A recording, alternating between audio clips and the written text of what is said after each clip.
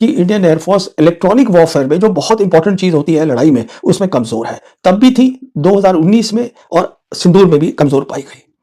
पाकिस्तान की जो एयरफोर्स है, उन्होंने दावा कर दिया, पाकिस्तान ने दावा कर दिया कि हमने 7 फाइटर जेट इंडियन एयरक्राफ्ट के गिरा दिए हैं पहली रात को ही, ऑपरेशन सिंदूर के। और उन्होंने कुछ दिनों के बाद 4 रफेल, जिसका उन्होंने दावा किया हमने गिराए, उन्होंने उसकी सबूत भी दे दिया। और फिर हमने देखा प्रेसिडेंट ट्रंप जो थे, वो हर जगह जाके बोल रहे थे, 50 बार से ऊपर बोला कि मैंने सीज फायर कराया है हिंदुस्तान पाकिस्तान के बीच में, और 7 फाइटर जेट्स की बात करते रहे। और पाकिस्तान के जो प्रधानमंत्री थे, उन्होंने तो यूनाइटेड नेशन में जाके बोल दिया कि हमारी एयरफोर्स ने इंडियन एयरफोर्स के 7 जेट्स को मार गिराया है। पर इंडियन साइड से उसका कोई जवाब नहीं था, कोई रिस्पॉन्स नहीं था। तो उसका नतीजा क्या निकला? नतीजा ये निकला कि जहां तक पाकिस्तान का ताल्लुक था, ऑपरेशन सिंदूर, जिसको कि आर्मी चीफ ट्रेलर बोल रहे हैं, उसके कारण पाकिस्तान का दुनिया में कद जो था बहुत ज्यादा बढ़ गया, जिसे हम कहते हैं उनकी जियोपॉलिटिकल प्रोफाइल बहुत ज्यादा बढ़ गई। पाकिस्तान का हमने सिंदूर में देखा, हिंदुस्तान की फौज के ऊपर तीनों एरिया में वो थोड़े बेहतर दिखे। उसका कारण है, जहां तक इलेक्ट्रॉनिक वॉरफेयर का ताल्लुक है, उन्होंने दिखाया है उनकी बेहतर है। हमारी इलेक्ट्रॉनिक वॉरफेयर बालाकोट में कमजोर दिखी थी, और अभी तक उसको बहुत अच्छा कर लेना चाहिए था, पर वो नहीं हो पाई। क्यों? ये इंडियन एयरफोर्स ही बता सकती है, और या मिलिट्री बता सकती है इसका कारण क्या है। तीसरी बात होती है साइबर की। साइबर भी हमने देखा, उन्होंने एक नमूना दिया था, जम्मू कश्मीर के जितने भी वो थे कंप्यूटर्स थे, वो बंद कर दिए। तो काबिलियत है, और चीन उनकी पूरी मदद कर रहा है। आप मान के चलिए, सिंदूर 1 में चीन ने मदद करी, सिंदूर 2 में और मदद करेगा चीन, पूरी पाकिस्तान की। बिकॉज चीन आपसे लड़ाई नहीं लड़ेगा, चीन आपको समझता ही नहीं है अपने लेवल का। पर चीन ये देखेगा कि पाकिस्तान जो है वो काफी अच्छा करेगा जब सिंदूर 2 होगा। हमने देखा भी है, जो पाकिस्तान एयरफोर्स थी, उन्होंने जो दिखाया, नमूना दिया सिंदूर के अंदर, वो एक मल्टी डोमेन ऑपरेशन का था। मतलब बीवीआर। कहने का मतलब ये है, आर्मी चीफ को सुनने के बाद कोई भी आदमी जो इन बातों को समझता है, वो समझ गया होगा कि ये जुमलेबाजी थी। अभी पाकिस्तान, हिंदुस्तान की फौज को तैयारी की जरूरत है अगली लड़ाई के लिए। फिर हमने देखा कि इंडियन एयरफोर्स का इस्तेमाल हुआ है टेररिस्ट इंफ्रास्ट्रक्चर पे। इंडियन एयरफोर्स कभी इस्तेमाल नहीं करनी चाहिए टेररिस्ट इंफ्रास्ट्रक्चर पे, पर मोदी सरकार ने ये 2 बार करी है। ये हमने देखा बालाकोट में हुआ, ये हमने देखा अब सिंदूर में हुआ। हुआ क्या, दोनों बार में जो कमियां होती हैं लड़ाई की, इंडियन एयरफोर्स की, हर सर्विस की होती हैं, वो दुश्मन को पता चल गई। सबसे बड़ी कमी ये पता चली कि इंडियन एयरफोर्स इलेक्ट्रॉनिक वॉरफेयर में जो बहुत इंपॉर्टेंट चीज होती है लड़ाई में, उसमें कमजोर है। तब भी थी 2019 में, और सिंदूर में भी कमजोर पाई गई। उसके बाद क्या हुआ कि इंडियन एयरफोर्स ने एयर टू एयर ऑपरेशन, जो कि खास होता है मिशन किसी भी एयरफोर्स का, उसमें हिस्सा ही नहीं लिया। तो ये भी ऑब्वियसली पॉलिटिकल डिसीजन था, और वो सोच ये रही होगी कि हम टेररिस्ट इंफ्रास्ट्रक्चर पे हम अगर मिसाइल भेज रहे हैं और दाग रहे हैं, तो एयर टू एयर ऑपरेशन का मतलब हो गया कि हम मिलिट्री टू मिलिट्री फाइट करेंगे, वो नहीं करेंगे। तो वो भी नहीं हुआ। तो कहने का मतलब ये है कि ये सबका नतीजा क्या निकला?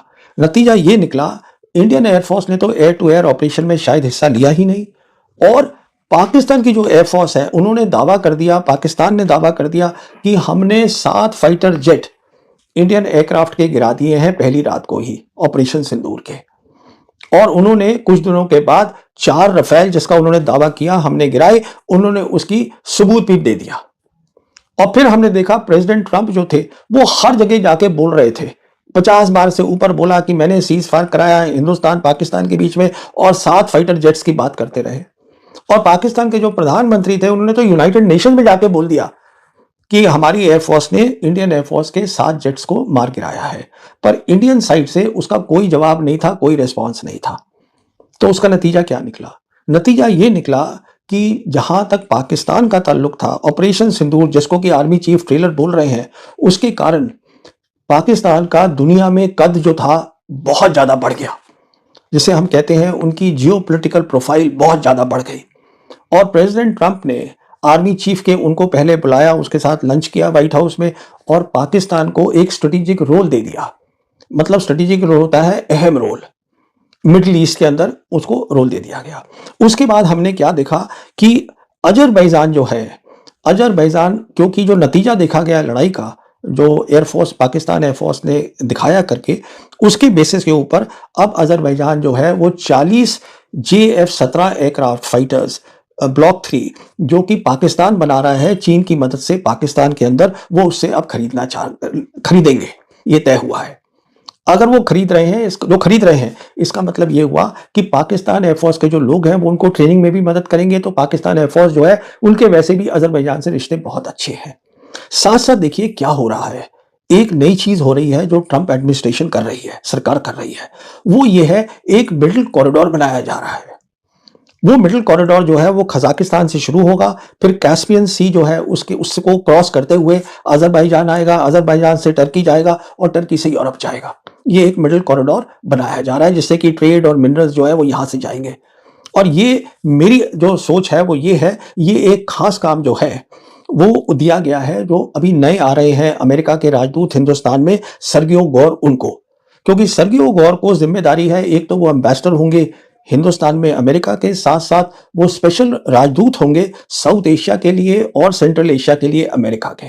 तो ये उनका खास काम होगा, देखना कि मिडिल कॉरिडोर बने और उसमें आप मान के चलिए ये तय है कि पाकिस्तान का रोल होगा, क्योंकि पाकिस्तान अजरबैजान के साथ भी रिश्ते हैं, उनके टर्की के साथ भी रिश्ते हैं, और जैसे मैंने कहा कि उन्होंने JF-17 उनको अब वो बेच रहे हैं तो उनकी फिजिकल प्रेजेंस भी होगी। ये सब कुछ हो रहा है। साथ साथ जो कजाकिस्तान है उन्होंने इन प्रिंसिपल जो अब्राहम एकॉर्ड है वो भी साइन कर दिया है, करने वाले हैं इजराइल के साथ, मतलब शांति चाहते हैं। तो अब्राहम एकॉर्ड जो होता था सीमित मिडिल ईस्ट तक, अब वो सेंट्रल एशिया तक भी चला गया है। सीमित था पहले ये सिर्फ अरब कंट्रीज तक। तो ये प्रोफाइल बढ़ गई पाकिस्तान की। साथ साथ क्या हुआ है कि इंडोनेशिया खरीद रहा था रफाल जेट, अब उन्होंने अपना मन बदल लिया है और अब वो बातचीत चल रही है, वो खरीदना चाहते हैं चाइनीज के 40 J-10C। ये वही जहाज है जिसको कि पाकिस्तान एयरफोर्स ने ऑपरेशन सिंदूर में इस्तेमाल किया था।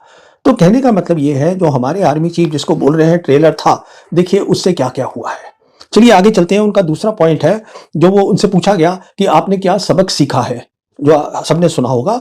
तो लेसन में उन्होंने ये बताया कि एक तो ये सीखा है कि जो डिसीजन मेकिंग है, मतलब जब आप फैसला लेते हैं तो फैसला बहुत जल्दी जल्दी लेना पड़ता है, इसलिए फैसला एक जगह नहीं लिया जा सकता और फिर वो आप नीचे सबको बताएं वो फैसला, इसलिए फैसला हर लेवल पे लेना पड़ेगा अगर आपको ऑपरेशन जल्दी करना है तो, ये बताया। अब देखिए दिक्कत कहाँ आई होगी, सोचने की बात है। अगर आर्मी चीफ ये कह रहे हैं तो ये बहुत सीधी सी बात है कि ऑपरेशन सिंदूर में फैसले जो थे वो टॉप लेवल पे एक जगह लिए जा रहे थे। पॉलिटिकल लीडरशिप की इन्वॉल्वमेंट थी और chief of defence staff general Anil Chauhan की इन्वॉल्वमेंट थी, वो तो हम जानते ही हैं ट्राई सर्विस ऑपरेशन के अंदर। और देखा जाए तो CDS का कोई ऑपरेशन रोल है ही नहीं, वो सिर्फ एडवाइजर होने चाहिए थे प्रधानमंत्री के। तो आर्मी चीफ जो ये कह रहे हैं वो ये है कि अब हम चाहते हैं कि ये डिसीजन मेकिंग नीचे के लेवल पे भी हो। अब मैं ये बताना चाहूंगा आर्मी चीफ को, शायद उनके दिमाग से ये बात उतर गई है कि जो हमारी लड़ाई है, हिंदुस्तान की लड़ाई की जो सोच है, जो डॉक्ट्रिन है, वो ये है कि प्लान एक बनेगा, सब सर्विसेज प्लान बनाती है हमें क्या करना है।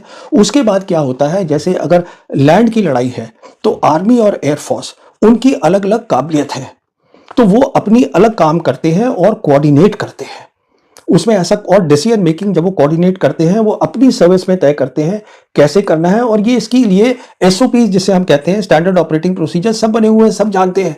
अब क्योंकि आप उल्टा काम करना चाहते हैं इसलिए आपको ये डिसीजन मेकिंग की दिक्कत आ रही है। अगला पॉइंट इनका लेते हैं। अगला पॉइंट ये कह रहे हैं कि हमने ये सबक सीखा है कि इंटीग्रेशन होना जरूरी है।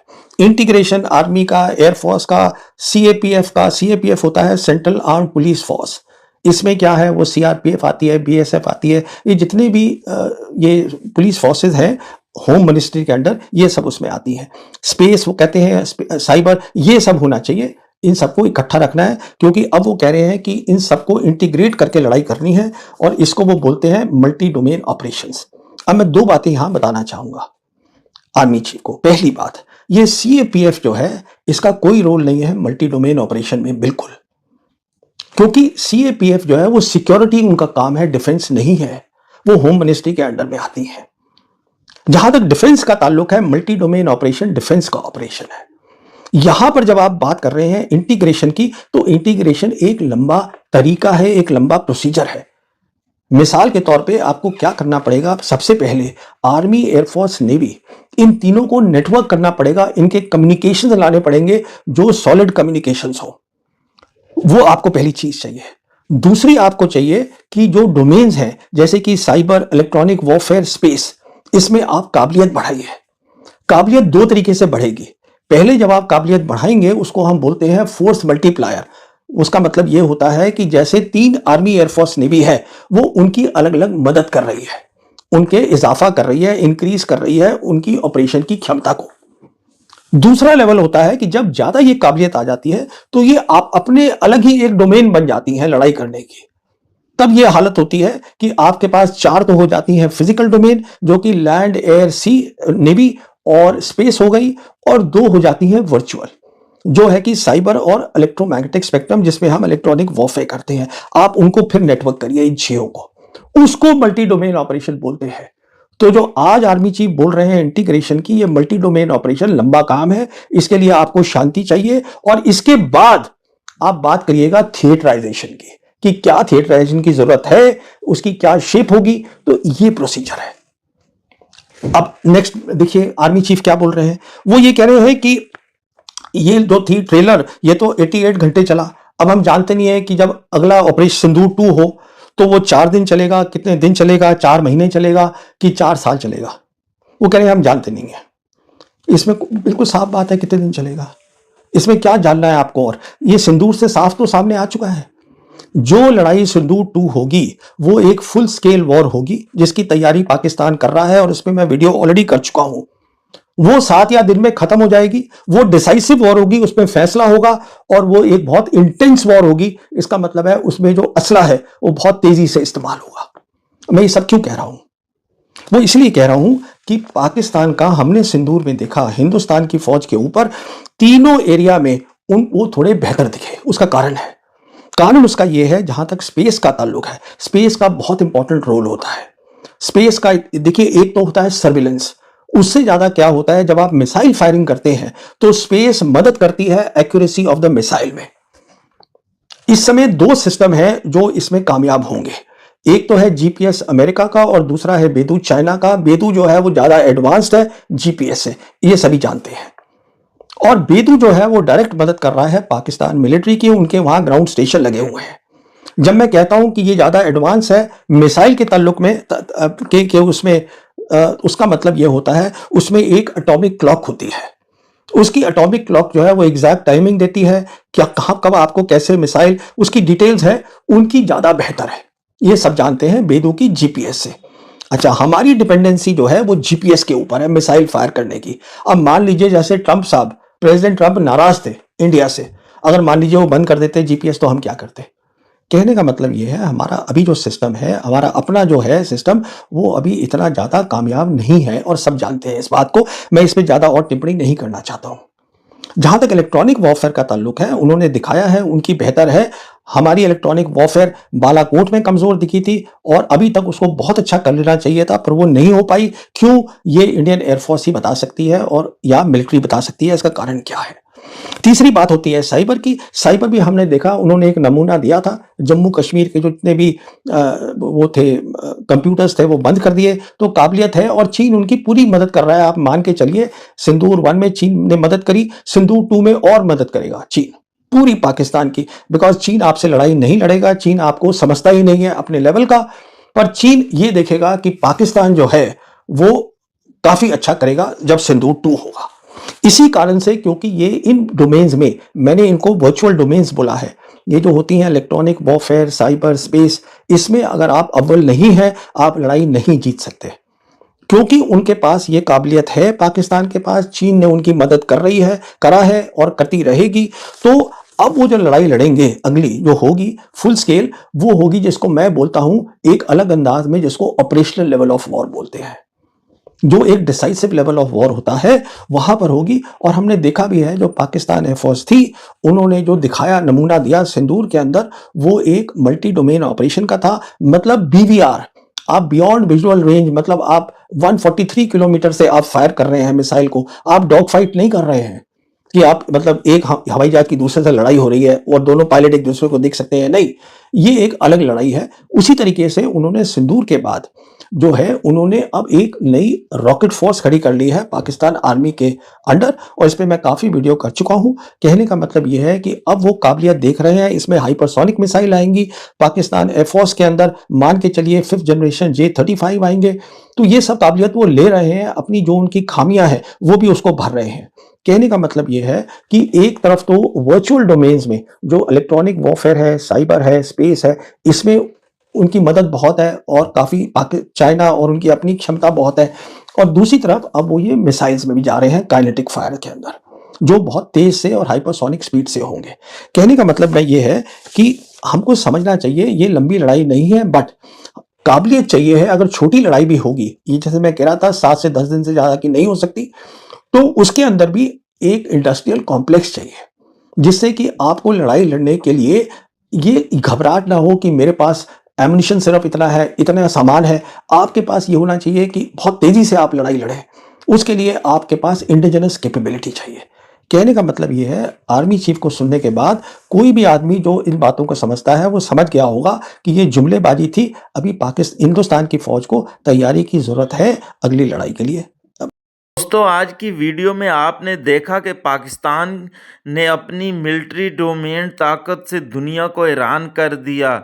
ये सिर्फ ताकत नहीं बल्कि हमारी फ़ौज की मेहनत, मंसूबाबंदी और हिम्मत की जीत है। भारत चाहे जितनी तैयारी करे, लेकिन हमने जो मुजाहरा किया वो साबित करता है कि पाकिस्तान हर चैलेंज के लिए तैयार है।